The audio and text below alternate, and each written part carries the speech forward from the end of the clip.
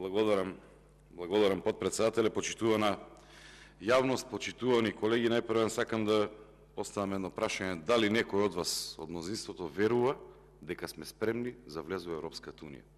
Јас уште сега ќе ви кажам дека ниту самите вие не верувате. Зошто е тоа така? Има многу причини, меѓутоа ќе почнам од она што се основни предуслови за влез во Европската унија.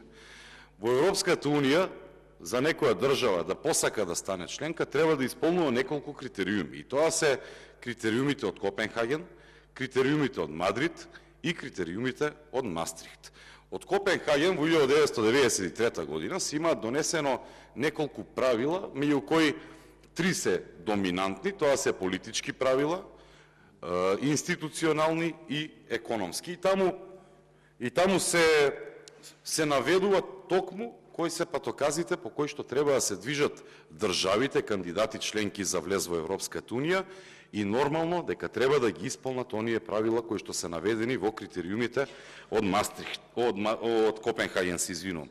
Во Мадрид потоа после 2 години имаме административни правила кои што се наметнуваат и тука е усогласување пред се на законодавството на државата што е аспирант за влез во Европската унија со ова европско право, односно преку имплементација, да речеме, кај нас во случајов на законите со европско знаменци и усогласување, каде што се нотира многу пати досега дека имаме класична злоупотреба затоа што на кој за што ќе му текне, и доколку види дека ВМРО, ДПМН или било која партија не се согласува со она што го наумиле, тие нормално ќе си додадат европско знаменце, ќе извршат злоупотреба и ќе направат некакво си усогласување, условно кажано, меѓутоа сето тоа е за да се избегнат процедурите кои што се пропишани со деловникот. И на крај доаѓаме до главните критериуми според мене, тоа се критериумите од Мастрихт, кои се економски. И тука паѓаме уште на првиот критериум. Првиот критериум ни вели дека годишната стапка на инфлација не смее да биде повисока од 1,5% на просечната стапка на инфлација на земјите кои што се членки со најниска инфлација годишна или во преод, да кажеме, во Европската унија во моментов најниските стапки, ако ги земеме на инфлација, се околу 4% заедно на трите држави, плюс 1,5%, тоа е 5,5%. Ние само минатата година, почитувам Бојан, имавме 19% инфлација.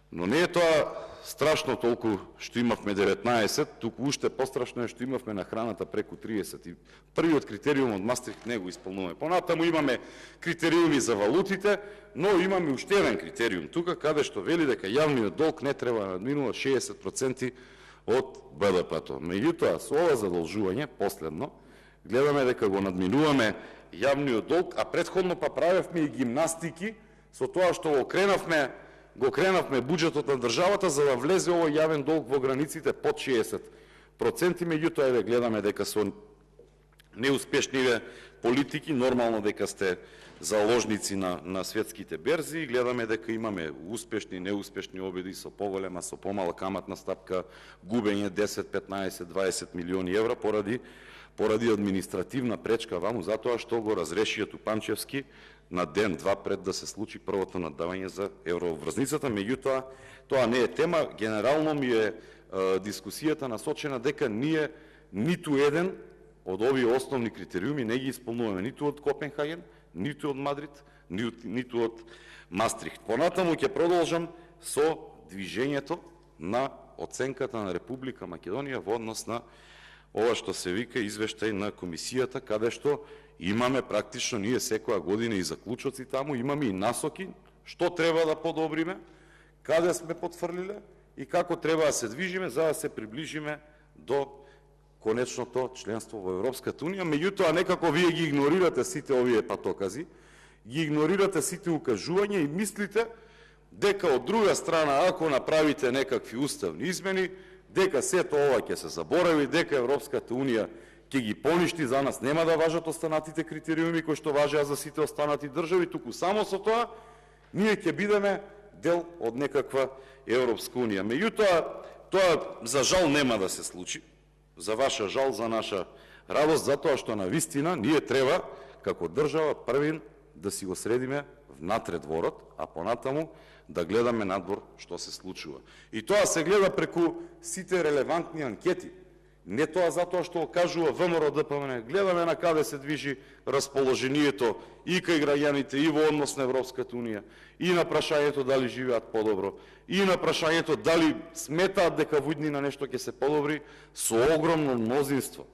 Граѓаните се против промената на Уставот, меѓутоа има и огромен скептицизам во однос на тоа каде ја водите државата на економски план, на планот на развојот на земјоделието, на образованието и така натаму.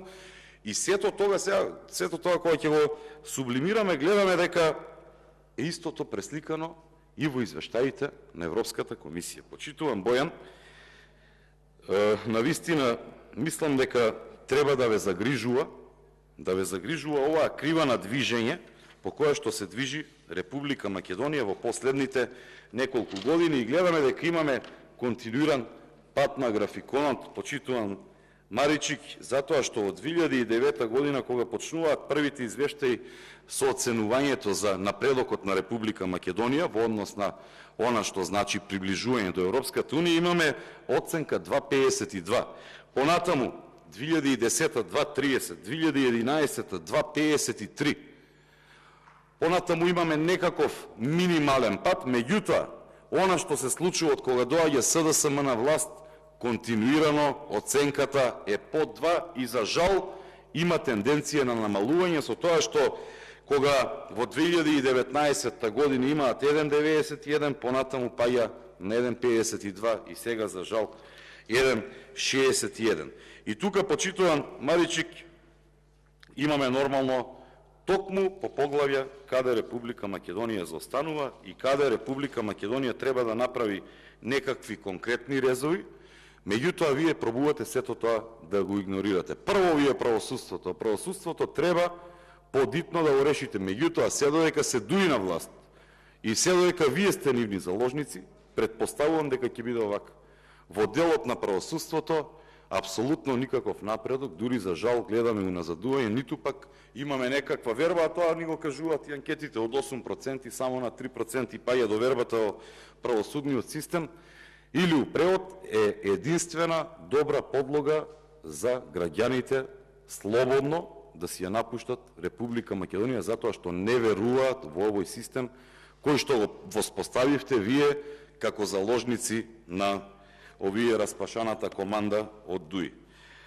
Понатаму, во овие 34 параметри кои што се предмет на оценување, имаме во 23 параметри уназадување, не зборувам во сооднос со минатата година, туку во сооднос со она што беше представено како лошо владење во времето кое што вие сакате да го наречете времето на режимот. Од 33 имаме 23 уназадувања.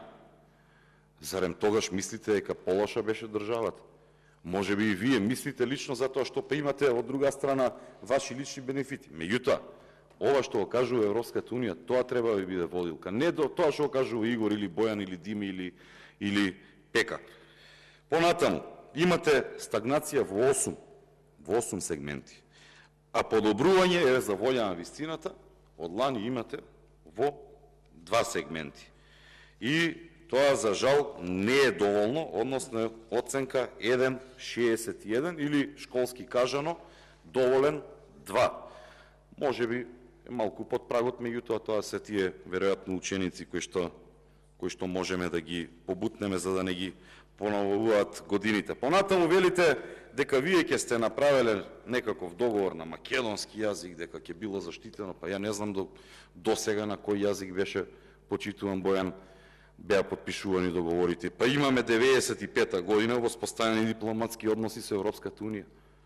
И тогаш на македонски јазик тоа сме го пишале. Понатаму 96-та година подпишан првиот билатерален договор за користење на помош од програмата ФАРЕ. Понатаму имаме договор за стабилизација и асоциација и така натаму. И до сега беше македонскиот јазик заштитен.